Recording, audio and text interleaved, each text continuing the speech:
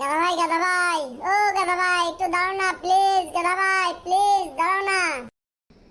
এই কিরে গরু, কি হয়েছে? হ্যাঁ, এত চিল্লাচ্ছিস কে? কি হয়েছে বল। বড় ভাই, আমি না একটা মহা বিপদে পড়েছি।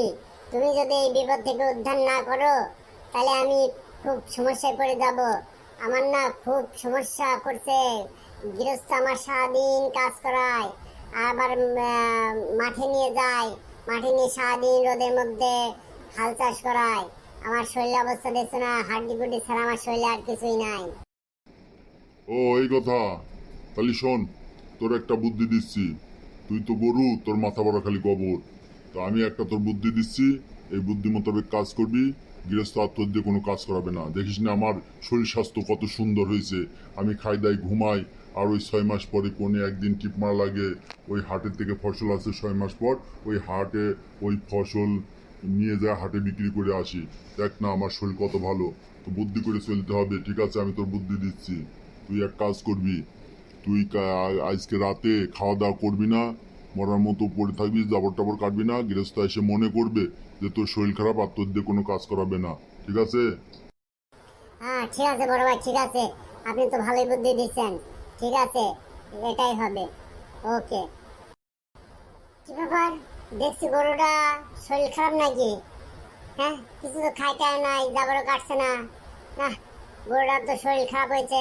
তাহলে তো মাঠেও তো ইমার্জেন্সি কাজ রয়েছে, কি করা যায় দেখি।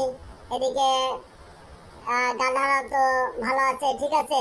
এই রহিম, আজকে মাঠের যে ওই 10 বিঘা জমি চাষ করতে হবে, এই গাধাটাকে নিয়ে যাস, ঠিক আছে? গরুটার শরীর খারাপ, গরুটা নিস না, গাধা দিয়ে কয়েকদিন চালা।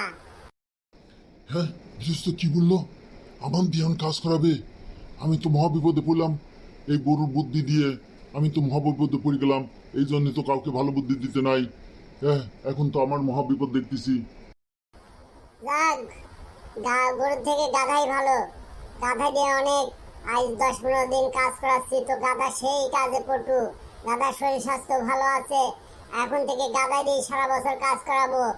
আর গরুর দিয়ে কাজ করাবো না, ঠিক আছে? গরুর স্বাস্থ্য মাস্ত একটু ভালো হলে গরু বিক্রি করে দেবো। না, এ তো মহা মুসিবতে পেরে গেলাম। হ্যাঁ, গৃহস্থ এখন আমার দিয়ে সারা বছর কাজ করাবে, এটা তো হতে পারে না। আজকে এর একটা ভিত করব, যাই গরুর একটা কুমন্ত্রণা আবার দিয়ে আসি। যেরকম ভালো বুদ্ধি দিতে পারি তেমনি খারাপ বুদ্ধিও দিতে পারি। এখন থেকে গৃহস্থ গরু দিয়ে কাজ করবে সেই বুদ্ধি দিয়ে আসি, যাই। এই এই গুরু, শোন শোন শোন শোন। কি বলতেছেন বড় ভাই? বলেন। আপনার বুদ্ধিটা শুনে তো আমার খুব ভালো হয়েছে।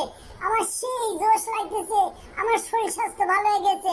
আমার না খুবই এখন মনে ফুর্তি লাগতেছে। আপনি খুব একটা ভালো বুদ্ধি দিয়েছেন বড় ভাই। আপনি কি আমি সারা জীবন মনে রাখবো। গুরু এই জন্যই তো তোর কই যে তোর মাথা বড় খালি গোবর। তুই এত খুশি হইস নিয়ে, এত খুশি হওয়া ভালো না, ঠিক আছে? শোন, গৃহস্থ আজ তার ছাওয়ালের সাথে কি পরামর্শ করলো শুনছুস? হ্যাঁ, না তো বড় ভাই, না শুনি নাই। কি বলছে বলেন তো। এই গৃহস্থ ওর ছাওয়ালের কোসে আজ এই যে কুরবানির চাঁদ উঠছে না, এই তোর শরীর যদি ভালো না হয় তাহলে এই কুরবানি দিয়ে তোরে 2 ভাইয়ের কুরবানি দিয়ে দিব, ঠিক আছে? তো তুই এক কাজ কর, আজকের থেকে তুই সেই তেজবান হয়ে যাবি, ঠিক আছে? ঠিক মতো খাবি দাবি, আর গৃহস্থ দেখাবি যে তোর শরীর স্বাস্থ্য ভালো হয়ে গেছে। আর আমি মনে করি একটু দুর্বলতা দেখাবো, ঠিক আছে? তাহলে তোদের আর কুরবানি দিবে না।